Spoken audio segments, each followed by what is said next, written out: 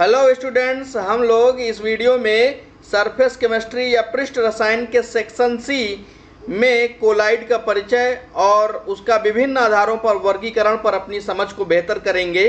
तो आइए पेन और कॉपी के साथ और हम लोग शुरू करते हैं कोलाइड का परिचय यानी इंट्रोडक्शन ऑफ कोलाइड। एक्चुअली जो कोलाइड है वो कोई सब्सटेंस नहीं है। Colloid is not substance but it is a state of substance, इसलिए हम इसको कोलाइडल स्टेट बोल सकते हैं। आप लोगों ने पढ़ा है कि जो पदार्थ होते हैं, पदार्थ की कई अवस्थाएं होती हैं दोस्तों, राइट। आप लोग हाई स्कूल या इसके पीछे की कक्षाओं में भी पढ़े हैं कि पदार्थ की 3 अवस्थाएं होती हैं। एक हो गया ठोस, फिर उसके बाद हो गया द्रव, फिर उसके बाद भैया गैस। लेकिन आप जानते हैं पदार्थ की जो अवस्थाएं हैं केवल इन तीनों तक ही सीमित नहीं है दोस्तों, और भी कई अवस्थाएं होती हैं, जिसमें कि एक ये अवस्था है कोलाइडल स्टेट, राइट। एक अवस्था है पदार्थ की। तो अभी जो मैं बोला कि colloids is a not substance but it is a state of substance, यानी ये पदार्थ की क्या है, एक अवस्था है। इसी प्रकार एक अवस्था और होती है दोस्तों जिसका नाम क्या है, प्लाज्मा, है ना। और भी कई अवस्थाएं जैसे बोस स्टैंड कंडेंसेशन स्टेट होती है। तो आज हम लोग पढ़ेंगे colloidal state. Then first of all we are going to describe about introduction means what is colloid and what is colloidal state. दोस्तों जो ये कोलाइड्स है, कोलाइड्स 2 वर्डों से मिलकर बना है। एक है बेटा कोला और दूसरा क्या है, आइडास। कोला मीन्स होता है ग्लू, ग्लू मीन्स होता है गोंद, राइट, गोंद। और आइडास मीन्स होता है लाइक, यानी लाइक माने तरह। जो पदार्थ गोंद की तरह होते हैं वही क्या होते हैं, कोलाइड। ये शाब्दिक अर्थ है, मैंने इसका विवेचन कर दिया। ओके, आप समझ गए। ये लैटिन वर्ड के कोला और आइडास 2 वर्डों से मिलकर बना है। कोला का मतलब होता है ग्लू और आइडास का मतलब होता है लाइक, यानी कि तरह। तो गोंद की तरह जो सब्सटेंस होते हैं वे क्या होते हैं, कोलाइड होते हैं। जो कोलाइड के बारे में शुरू के विचार हैं उसमें एक वैज्ञानिक का नाम याद आता है जिनका नाम था थॉमस ग्राहम। क्या नाम था, थॉमस ग्राहम। थॉमस ग्राहम ने क्या किया, पदार्थ को 2 वर्गों में बांट दिया था। बाबा आदम के ज़माने की बात आपको बता रहा हूँ। 2 वर्गों में बांट दिया था पदार्थ को। एक तो इन्होंने कहा था कि एक होता है वर्ग जिसे कहते हैं क्रिस्टलाभ। क्या होता है जी, हाँ, क्रिस्टलाभ, या इसे कहते हैं क्रिस्टलाइड। क्या कहते हैं, क्रिस्टलाइड, और हिंदी में क्रिस्टलाभ। दूसरा एक वर्ग होता है जिसे बोलते हैं कोलाइड। क्या बोलते हैं, जी हाँ, कोलाइड। तो ग्राहम ने पदार्थों को 2 वर्गों में बांटा था, क्रिस्टलाभ और कोलाइड, राइट। इन्होंने क्या कहा, इन्होंने कहा कि वे पदार्थ जिनके विलयन चर्मपत्र से होकर, व्हाट, चर्मपत्र या कह लीजिए पार्चमेंट पेपर, तो पार्चमेंट पेपर से होकर जो छन जाते हैं उनको कहते हैं क्रिस्टलाभ, और जो छन नहीं पाते उनको क्या कहते हैं, कोलाइड, राइट। तो शुरू में क्या था, ये थ्योरी काम कर रही थी और इस तरह से लोग कोलाइड को जानने लगे कि भाई जिस पदार्थ का विलयन चर्मपत्र से नहीं छन पाएगा वो क्या होगा, कोलाइड होगा, और जो छन जाएगा वो क्या होगा, क्रिस्टलाभ होगा। एग्जाम्पल आपको बता देता हूँ। एग्जाम्पल जैसे हमने NaCl का विलयन लिया भैया और चर्मपत्र से छाना, पार्चमेंट पेपर से हमने छाना इसको, और जब छाना तो क्या होगा, ये पूरी तरह से छन जाएगा। तो यानी NaCl क्या हुआ, आपका क्रिस्टलाभ हुआ। यूरिया क्या हुआ, क्रिस्टलाभ हुआ। चीनी क्या हुआ, क्रिस्टलाभ हुआ। लेकिन अगर हम क्या ले लें भैया, स्टार्च का विलयन ले लें, यानी मैदा का विलयन ले लें, तो मैदे का विलयन अगर हम ले लेंगे और पार्चमेंट पेपर से छानेंगे तो वो नहीं छनेगा, तो स्टार्च क्या हुआ भाई, कोलाइड हुआ। इसी प्रकार जैसे हम क्या ले लें, जैसे कि गोंद ले लें, गोंद, ठीक है, तो गोंद क्या हुआ भाई, कोलाइड हुआ, नहीं छनेगा। लेकिन हुआ क्या, जैसे जैसे विज्ञान आगे बढ़ा तो पाया ये गया कि किसी पदार्थ का, किसी सब्सटेंस का विलयन किन्हीं दशाओं में क्रिस्टलाभ हो सकता है, लेकिन दशाओं के परिवर्तन से वो कोलाइड की तरह भी व्यवहार कर सकता है। ओके, एग्जाम्पल दे देता हूं आपको ताकि पूरी पिक्चर क्लियर हो जाए। जैसे मान लीजिए NaCl को आपने किस में लिया, जल में लिया। किस में लिया भाई, जल में लिया। तो जल में जब NaCl को मिलाएंगे तो जो विलयन बनेगा NaCl का वो चर्मपत्र से छन जाएगा, राइट। इसका मतलब ये क्या हुआ, अगर NaCl का जलीय विलयन है तो ये हुआ भैया क्रिस्टलाभ। लेकिन अगर इसी NaCl को हम बेंजीन में ले लें, व्हाट, जी हाँ बेंजीन, अगर बेंजीन में इसको हम ले लें और डिजॉल्व कर लें, डिजॉल्व करने के बाद चर्मपत्र से छाने तो पता लगेगा कि NaCl का ही विलयन क्या होगा, कोलाइड, वो नहीं छनेगा। तो इस प्रकार से क्या हुआ, थॉमस ग्राहम जी हो गए फेल, राइट। ये फेल हो गए, इनके इस कॉन्सेप्ट को कैंसिल कर दिया गया, अमान्य कर दिया गया कि चर्मपत्र के छनने के आधार पर पदार्थों को बांटना उचित है, ये चीज़ क्या हो गया, कैंसिल। तो देखिए भाई, ये जो कोलाइडल स्टेट है, कोलाइडल स्टेट का इंट्रोडक्शन अगर हम करेंगे तो हम उसका आधार बनाएं मॉलिक्यूलर साइज, व्हाट, जी हाँ मॉलिक्यूलर साइज, ओके। जो उसके अंदर अणु हैं उनका आकार क्या है, उनके आकार के आधार पर हम इसका क्या करेंगे, इंट्रोडक्शन करेंगे, जो कि आज के समय में मान्य है।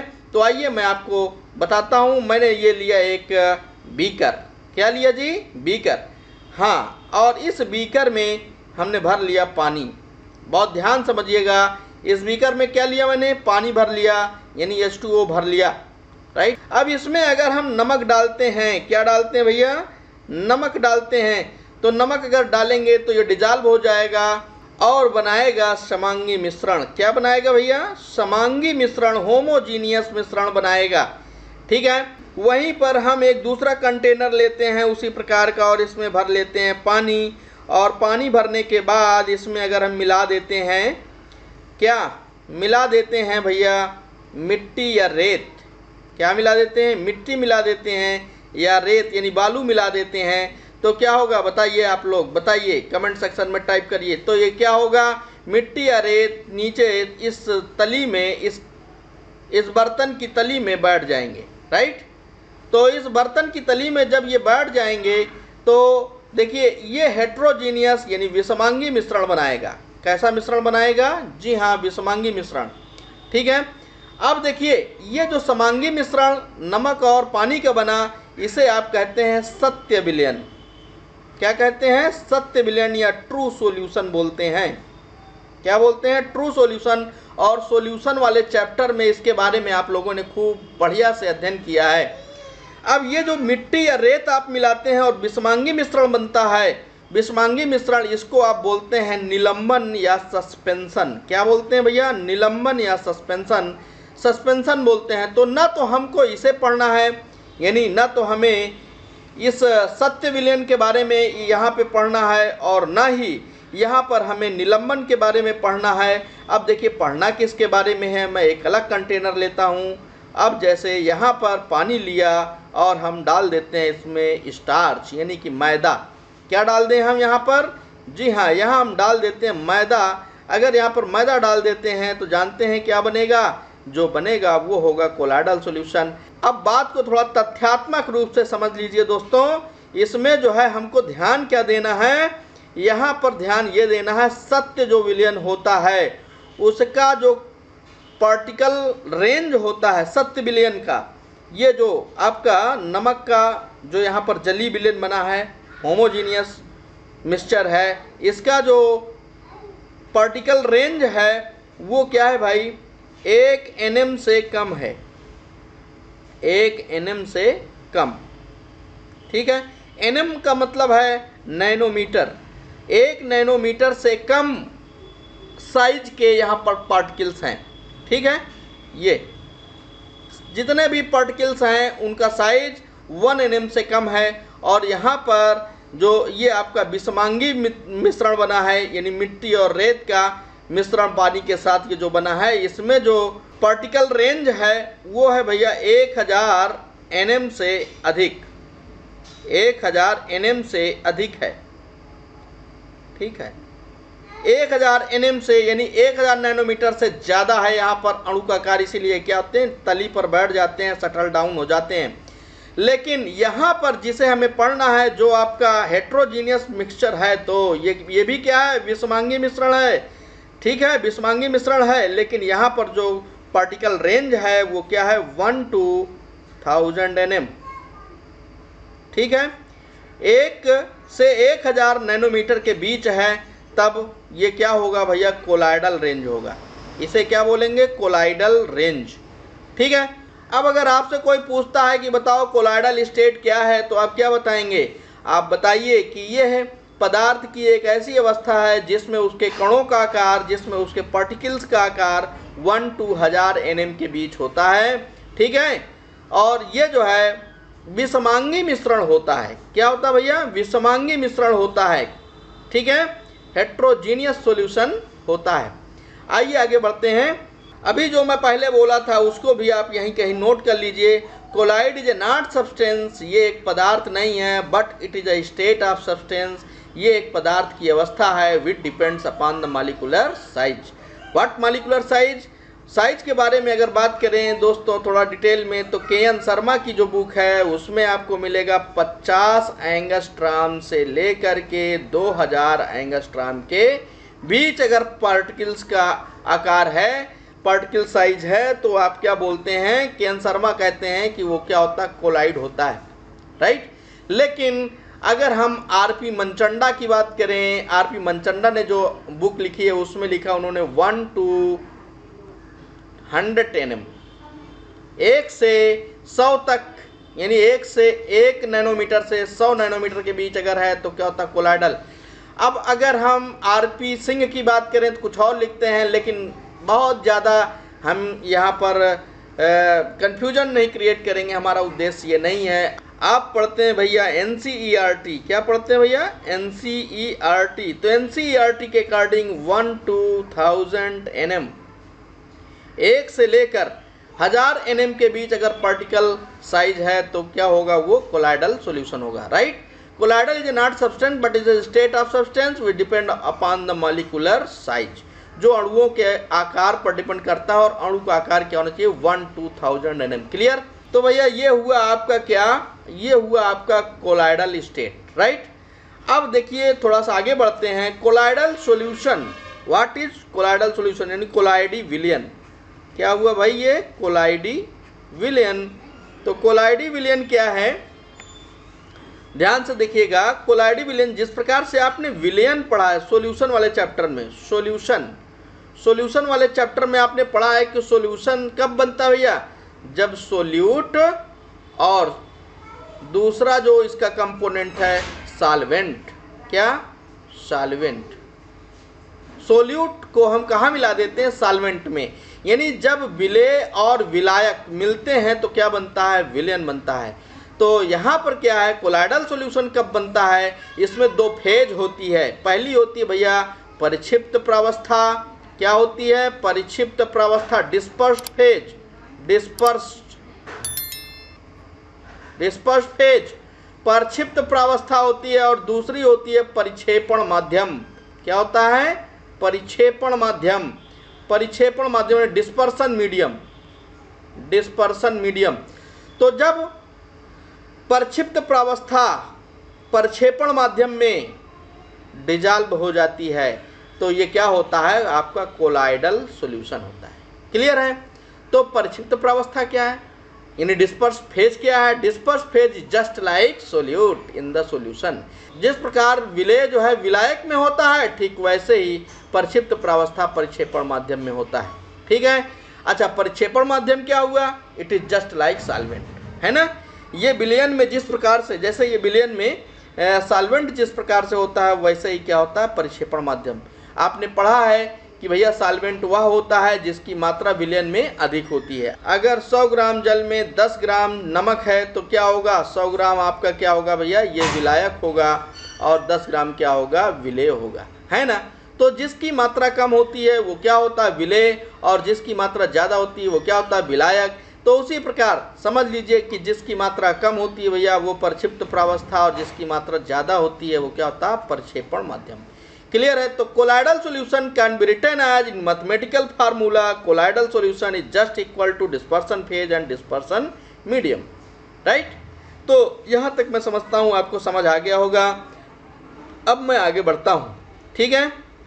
तो अब हम आगे बढ़ेंगे तो हमें क्या करना है, कोलाइडल सॉल्यूशन का क्लासिफिकेशन, यानी कोलाइडी विलयन का वर्गीकरण, राइट, कोलाइडी विलयन का वर्गीकरण पढ़ना है भैया। देखिए, आप जानते हैं कि जहाँ पर डाइवर्सिटी होती है वहीं पर जरूरत पड़ती है क्लासिफिकेशन की या वर्गीकरण की। तो वर्गीकरण हम कैसे करेंगे? विभिन्न आधारों पर हम इसका वर्गीकरण कर सकते हैं। तो देखिए, इसको 3 आधार पर हम वर्गीकरण करेंगे। पहला है आपके pass on the basis of type of particles of disperse phase. Disperse phase यानी प्रक्षिप्त प्रावस्था के कणों के प्रकार के आधार पर, यहाँ पर मैं लिख देता हूँ प्रक्षिप्त प्रावस्था के कणों के प्रकार के आधार पर, on the basis of type of particles of disperse phase. ये क्या हुआ? पहला बेस है, राइट। दूसरा आधार अगर हम लेते हैं तो दूसरे आधार पर वर्गीकरण हो सकता है on the basis of nature of interaction between disperse phase and dispersion medium. यानी नेचर क्या है? इंटरेक्शन नेचर, यानी डिस्पर्स फेज और डिस्पर्सन मीडियम के कणों के बीच का जो इंटरेक्शन है वो क्या है, उसके आधार पर हम वर्गीकरण कर सकते हैं कोलाइडी विलयनों का, राइट। तो ये दूसरा आधार हुआ। तीसरा आधार क्या हुआ भैया? तीसरा आधार जो है on the base of phase of disperse phase and dispersion medium. Phase यानी कि प्रावस्था के आधार पर। किसके आधार पर भैया? प्रावस्था के आधार पर। तो प्रावस्था के आधार पर वर्गीकरण हो सकता है, कणों के प्रकार के आधार पर वर्गीकरण हो सकता है, और क्या, और जो है इंटरैक्शन यानी कि बीच की अंतःक्रिया, अणुओं के बीच की अंतःक्रिया के आधार पर, के बीच अंतःक्रिया के आधार पर, ठीक है। तो 3 आधारों पर हम वर्गीकरण कर सकते हैं। तो चलिए आइए हम एक एक को लेते हैं और डिटेल में हम समझते हैं कि किस प्रकार से और कैसे इसका हम वर्गीकरण करेंगे। तो पहला है on the basis of type of particles of disperse phase, यानी परिक्षिप्त प्रावस्था के, किसके? परिक्षिप्त प्रावस्था के अणु के आकार के आधार पर। तो पहला नंबर है भैया माइक्रोमॉलिक्यूलर यानी बृहद अणुक। हिंदी में बोलेंगे बृहद अणुक। बृहद अणुक अगर हैं कौन? डिस्पर्स फेज के यानी परिक्षिप्त प्रावस्था के जो कण हैं वो बृहद अणुक हैं। तब जैसे कि पॉलीमर, राइट। पॉलीमर का मतलब बहुलक। जैसे आप उदाहरण से समझिए, आपने क्या लिया? स्टार्च का जो अणु है वो क्या भैया है? बहुत बड़ा अणु है, उसका मॉलिक्यूलर मास बहुत ज़्यादा होगा, ठीक है। जैसे आपने प्रोटीन ले लिया, जैसे आपने और भी जैसे कि ग्लू ले लिया, ग्लू माने गोंद ले लिया, या आपने मक्खन ले लिया, राइट, मक्खन ले लिया। तो ये सारे जो एग्जाम्पल हैं, इनमें जो अणुओं का आकार है वो काफ़ी बड़ा है। तो जब बड़ा आकार का अणु होता है, बड़ा आकार से मतलब क्या है, क्लियर कर लीजिए। जब भैया अणुओं का आकार 1 nm to 1000 nm के बीच होता है, ठीक है। जब अणु का आकार यानी जो प्रक्षिप्त प्रावस्था में प्रत्येक अणु है उसका आकार, जो भैया प्रक्षिप्त प्रावस्था में अणु है उसका आकार इतने से लेके इतने के बीच में अगर है तो वो क्या होगा? बृहद अणुक कोलाइड कहलाएगा। स्टार्च, प्रोटीन, ग्लू ये सब इसी रेंज में आते हैं। तो ये क्या होता है? माइक्रोमॉलिक्यूलर हो जाता है। आइए आगे बढ़ते हैं। दूसरा है मल्टी मॉलिक्यूलर। जब प्रक्षिप्त प्रावस्था के जो कण होते हैं भैया वो स्मॉल होते हैं, माने कि 1 nm से छोटे होते हैं, 1 nm से कम इनका जो रेंज होता है वो भैया 1 nm से क्या होता है? कम होता है, बिलो देन 1 nm। लेकिन ये जब छोटे छोटे कण आपस में मिलकर एक झुंड बना लेते हैं, क्या बना लेते हैं? कॉलोनी बना लेते हैं, झुंड बना लेते हैं, due to the help of van der Waals force, one der वाल बल। कौन सा बल? वान डर वाल क्षीण बल होता है ना, ये बहुत दुर्बल बल है ना। तो ये दुर्बल बल से जब आपस में क्या करते हैं? जुड़ करके झुंड बनाते हैं और इस रेंज के हो जाते हैं। भैया एक ठो है उसका आकार 1 nm से कम है, लेकिन यही अगर 20 ठो हो गए, 50 ठो हो गए, है ना, तो 1 nm से तो ज़्यादा हो जाएंगे ना। तो अब ये झुंड जो हो गए ये 1 यूनिट की तरह काम कर रहा है। तो ऐसे जो एग्जाम्पल होंगे,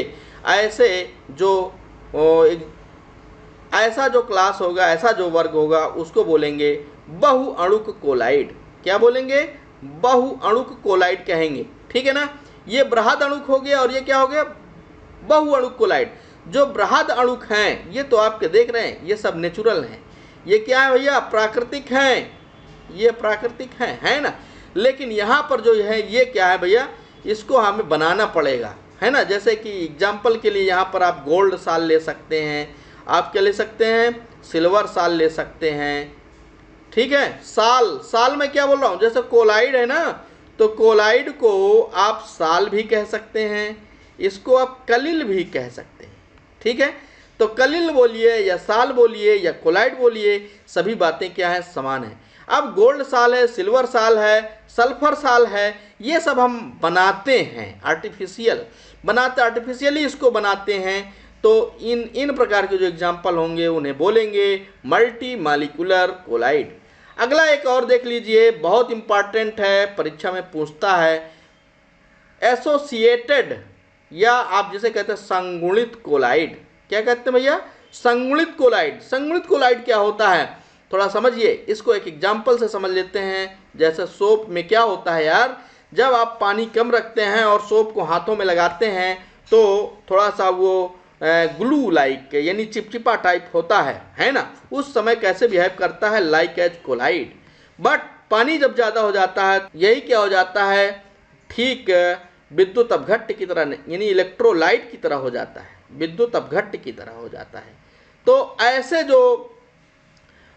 ऐसे जो कोलाइड होते हैं इनको कहते हैं संगुणित कोलाइड, ठीक है। संगुणित कोलाइड थोड़ा समझिए, जो सोप होता है ना उसमें आप लोगों ने पढ़ा है मिसल, इस प्रकार की मिसल बनती है ना, ये मिसल बनती है ये। तो ये मिसल का जब झुंड बनता है तो ये कोलाइडल रेंज में आ जाते हैं, यानी 1 nm to 1000 nm हो जाते हैं, तो कोलाइड की तरह बिहेव करते हैं। लेकिन जब पानी की मात्रा ज़्यादा हो जाती है तो लाइक एज विद्युत अपघट्ट हो जाते हैं। तो ऐसे कोलाइडों को क्या बोलते हैं, संगुणित कोलाइड। तो in this way you can say there are 3 type of colloidal solution on the base of particles of dispersed phase, right? particles of dispersed phase यानी जो परिक्षिप्त प्रावस्था के कण हैं उनकी आप नेचर देख रहे हैं, उनकी प्रकार देख रहे हैं, उसके आधार पर आप 3 वर्ग बनाए, एक बृहद अणु, दूसरा बहुअणुक, तीसरा संगुणित, राइट। आगे बढ़ते हैं। On the basis of nature of interaction between dispersed phase and dispersion medium, यानी डिस्पर्स फेज यानी परिक्षिप्त प्रावस्था और परिक्षेपण माध्यम के अणुओं के बीच इंटरैक्शन के आधार पर हम अगर देखें तो ये 2 प्रकार के होते हैं, एक लियोफिलिक कोलाइड और दूसरा लियोफोबिक। एक होता है भैया द्रव स्नेही, नोट कर रहे हैं ना, एक होता है द्रव स्नेही कोलाइड और दूसरा होता है द्रव विरोधी कोलाइड, ठीक है। अगर मैं फास्ट हूँ तो वीडियो को थोड़ा सा रोक लीजिए और उसके बाद समझ लीजिए, लिख लीजिए, तब आगे बढ़िए। ये द्रव स्नेही और दूसरा क्या, द्रव विरोधी। द्रव स्नेही क्या होता है यार, द्रव स्नेही कोलाइड क्या होते हैं, एक्चुअली ये नेचुरल कोलाइड होते हैं और ये अगर एक बार अवक्षेपित भी हो गए, क्या हो गए, अवक्षेपित, कोई विद्युत अपघट्ट आपने इसमें मिला दिया और ये सेटल डाउन हो गए, बैठ गए, और उसके बाद फिर से आप इसमें क्या करें, उपयुक्त अभिकर्मक मिला दें, फिर से इसमें आप उपयुक्त अभिकर्मक मिला दें तो क्या होगा, ये फिर से कोलाइड का रूप ले लेगा। यानी ये होता है उत्क्रमणीय कोलाइड। क्या होता है, उत्क्रमणीय कोलाइड, रिवर्सिबल कोलाइड होता है। एक बार अवक्षेपित होने के बाद फिर से इसको उपयुक्त अभिकर्मक की सहायता से कोलाइड में बदला जा सकता है। लेकिन ये क्या होते हैं, ये अगर अवक्षेपित हो गए तो उसके बाद फिर से इनका बनाना मुश्किल होता है, इन्हें द्रव विरोधी कोलाइड कहते हैं। यानी ये अनुत्क्रमणीय कोलाइड होते हैं। क्या होते हैं ये, अनुत्क्रमणीय कोलाइड, समझ में आ रहा ना। ये उत्क्रमणीय कोलाइड होते हैं और ये क्या होते हैं, अनुत्क्रमणीय कोलाइड। इनका अवक्षेपित होना दोस्तों आसान नहीं है, इनका अवक्षेपित होना आसान नहीं होता, लेकिन ये बहुत आसानी से अवक्षेपित हो जाते हैं, ठीक है। तो ये आसानी से अवक्षेपित हो जाते हैं और अवक्षेपित हो गए तो फिर से ये कोलाइड में बदल नहीं पाते, लेकिन ये अवक्षेपित आसानी से नहीं होते और हो भी गए तो बड़े आसानी से उत्क्रमणीय, बड़े आसानी से द्रव स्नेही कोलाइड में फिर से बदल जाते हैं, ठीक है। तो ये हुआ आपका लियोफिलिक और लियोफोबिक। और इसके बारे में बता दूं, और मेन बात बता दूं कि जो द्रव स्नेही कोलाइड होते हैं, इनमें जो परिक्षिप्त प्रावस्था के कण और परिक्षेपण माध्यम के कणों के बीच जो आकर्षण बल होता है दोस्तों, वो काफ़ी प्रबल होता है।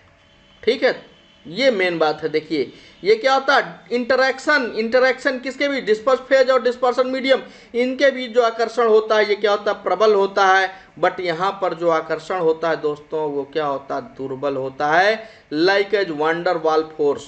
ठीक है, यही कारण है कि बहुत आसानी से ये सटल डाउन यानी कि प्रेसिपिटेटेड हो जाते हैं, अवक्षेपित हो जाते हैं, लेकिन ये अवक्षेपित नहीं होते। ठीक है, आगे बता देता हूँ एक चीज़ और। इसको बनाने के लिए बहुत सिंपली इसको बनाया जा सकता है, शेकिंग, यानी कि आप इसको हिला करके आप बना सकते हैं। यानी जैसे पानी है तो पानी में आप इसको मिला करके और उसको हिला करके ही बड़े आसानी से इसको बना सकते हैं। लेकिन इसको बनाने के लिए स्पेसिफिक मेथड होता है, विशिष्ट विधियाँ होती हैं जिनसे कि आप द्रव विरोधी कोलाइड बना सकते हैं। और यानी इनको बनाना कठिन है और इनको जो है बनाना क्या है, थोड़ा आसान है। राइट, अब थोड़ा सा एग्जाम्पल दे देता हूँ। जितने भी आपको नेचुरल चीज़ें दिखे, जैसे कि आप स्टार्च ले लीजिए, आप प्रोटीन ले लीजिए, जैसे आप ले लीजिए गोंद ले लीजिए, गोंद हो गया, और जैसे अंडे वाली जो प्रोटीन है यानी कि एल्बुमिन, उसको ले लीजिए। ये सारे एग्जाम्पल किसके हैं, द्रव स्नेही के। लेकिन द्रव विरोधी में भाई जैसे कि सल्फर साल, जैसे कि गोल्ड साल, गोल्ड साल, ठीक है, जैसे कि सिल्वर साल यानी एजी का साल, इस प्रकार के जो कृत्रिम साल हैं वो क्या होते हैं, द्रव विरोधी और ये द्रव स्नेही। तो अगर परीक्षा में आ जाए कि इन दोनों के बीच अंतर लिखिए, या द्रव स्नेही साल किसे कहते हैं, द्रव विरोधी किसे कहते हैं, तो आप इसी प्रकार से पॉइंट टू पॉइंट छाप दीजिएगा, पूरा नंबर मिल जाएगा। अब तीसरा है भैया, on the basis of phase of disperse phase and dispersion medium. Phase के आधार पर, प्रावस्था के आधार पर वर्गीकरण। क्या, जी हाँ, प्रावस्था के आधार पर वर्गीकरण कैसे करेंगे, तो ये एक आपके पास मैंने टेबल, ये जो है एक, ये मैंने आपको टेबल प्रोवाइड कर दी। इस टेबल के माध्यम से एक एक चीज़ को हम देख लेंगे। इसको याद रखने के लिए तरीका क्या है, तरीका ये है भैया, 3 बार इधर सॉलिड लिखो, ये जो डिस्पर्स फेज है, परिक्षिप्त प्रावस्था, इसमें 3 बार सॉलिड लिखो, 3 बार लिक्विड लिखो और 3 बार गैस। नहीं तो वो हो जाएगा फिर विलयन वाला। तो विलयन नहीं, यहाँ पर हमको कोलाइडी विलयन की बात करनी है। किस विलयन की, जी हाँ, कोलाइडी विलयन की बात करनी है। तो कोलाइडल सॉल्यूशन को on the base of phase of disperse phase and dispersion medium अगर आप क्लासिफाई करते हैं तो 3 बार सॉलिड, 3 बार लिक्विड और 2 बार क्या करेंगे, गैस कर लेंगे। फिर इधर क्या करेंगे, dispersion medium solid liquid gas, solid liquid gas, solid liquid. Right, अब अगर सॉलिड, देखिए अभी आपको मैंने पहले बताया कि अगर ये डिस्पर्स फेज यानी परिक्षिप्त प्रावस्था है तो ये क्या है, लाइक एज सोल्यूट है, ये विलय की तरह है। और ये डिस्पर्सन मीडियम ये क्या है भैया, सॉल्वेंट यानी विलायक की तरह है ना, ये विलायक की तरह है। तो विलायक ज़्यादा होगा। देखिए सॉलिड ये भी है, सॉलिड ये भी है, सॉलिड ये ज़्यादा है तो जो साल बनेगा वो क्या होगा भैया, सॉलिड साल होगा। एग्जाम्पल इसका जैसे कलर्ड जेमस्टोन, पल्स है, रूबी ग्लास, कांच ओंच, ये सब एग्जाम्पल किसके हो जाएंगे, सॉलिड साल के। आप कांच को क्या करेंगे, क्या कहेंगे, सॉलिड साल कहेंगे भाई, ठीक है ना। ये साल है, ये कोलाइड है, ओके, कांच, लेकिन विशेष कांच है जैसे रूबी ग्लास है, पल्स जैसे मोती आप कहते हैं, या जैसे कलर्ड कोई स्टोन है ना, तो वो क्या है भैया, कोलाइड है, सॉलिड साल है। अगर सॉलिड आपका ये परिक्षिप्त प्रावस्था में और प्रक्षेपण माध्यम में क्या, लिक्विड, यानी लिक्विड ज़्यादा है, तो इसको बोलेंगे हम सॉलिड साल नहीं बोलेंगे, इसको क्या बोलेंगे, साल। और इसका एग्जाम्पल क्या है भैया, गोल्ड साल है, स्टार्च हो गया, गम हो गया, मडी वाटर, मडी यानी कीचड़ वाला पानी, ये सब क्या हो गया भाई, ये हो गया आपका साल के एग्जाम्पल। कीचड़ वाला पानी से मतलब ये है कि वो वाला जो जैसे बोरिंग वगैरह होती है तो देखते हैं आप कितना चिपचिपा पानी निकलता है, मिट्टी युक्त, तो एकदम जो है फिसलता हुआ चिकनी मिट्टी जैसा, तो वो वाटर, मडी वाटर, राइट। फिर देखिए अगर सॉलिड आपका डिस्पर्स फेज है और गैस ये है तो इसको बोलेंगे एरोसाल। क्या बोलेंगे, एरोसाल। नोट करिए एरोसाल। एरोसाल में क्या एग्जाम्पल मिलेगा, जैसे स्मोक माने धुआं, डस्ट पार्टिकल, धूल वगैरह, हाँ, धूल धक्कड़ और धुआं, ये सब क्या है भैया, एरोसॉल के एग्जाम्पल हैं। आगे देखिए, अगर लिक्विड है डिस्पर्स फेज और डिस्पर्सन मीडियम आपका क्या है, सॉलिड है। ठीक है, ये लिक्विड है और सॉलिड वाला ज़्यादा है, लिक्विड वाला कम है, तो जो बनेगा वो क्या होगा, जेल होगा। एक थ्योरी आई थी साल जेल थ्योरी। देखिए चीज़ें बहुत धीरे धीरे आपको जो है समझ में आएंगी, समझ में आया करती हैं। आप जैसे क्या अभी पार्चमेंट पेपर को मैंने बताया कि कुछ चीज़ें उससे छन जाती हैं, कुछ चीज़ें नहीं छन पाती है ना, तो नहीं छन पाती, तो ये चीज़ आपके दिमाग में छन कर पहुँच जाए, इसके लिए थोड़ा आप क्या करिए, टेबल बनाइए और टेबल बना करके इसको लिखिए, लिख करके इसको मनन करिए। ठीक है ना। अगर ये सॉलिड है, जेल में ये लिक्विड है और ये लिक्विड है और ये सॉलिड में डिजॉल्व होगा तो क्या बनेगा, जेल बनेगा। अब इसके एग्जाम्पल जैसे जेली है, चीज है, शू पॉलिश, जूते की पॉलिश वगैरह, राइट। अब आगे देखिए, लिक्विड और लिक्विड ये दोनों अगर मिलते हैं, यानी लिक्विड आपका डिस्पर्स फेज है, डिस्पर्सन मीडियम भी लिक्विड है, तो जो बनेगा वो इमल्सन बनेगा। इसका एग्जाम्पल मिल्क है, जैसे हेयर की क्रीम है, कॉड लिवर ऑयल है। ठीक है। अगला देखते हैं, लिक्विड इन गैस। ठीक है, लिक्विड कम है, गैस क्या है, ज़्यादा है, तो भी क्या बनेगा भाई, एरोसॉल। चूंकि देखिए यहाँ गैस ज़्यादा तो एरोसॉल, यहाँ भी गैस ज़्यादा तो क्या बनेगा, एरोसॉल। ठीक है। अब एरोसॉल, अब इसका एग्जांपल क्या होगा, जैसे फाग है, मिस्ट है, क्लाउड है ना। अब आगे देखते हैं, ये अगर गैस सॉलिड में घुलता है तो सॉलिड चूंकि ज़्यादा है ना, तो क्या बनेगा, सॉलिड सॉल बनेगा।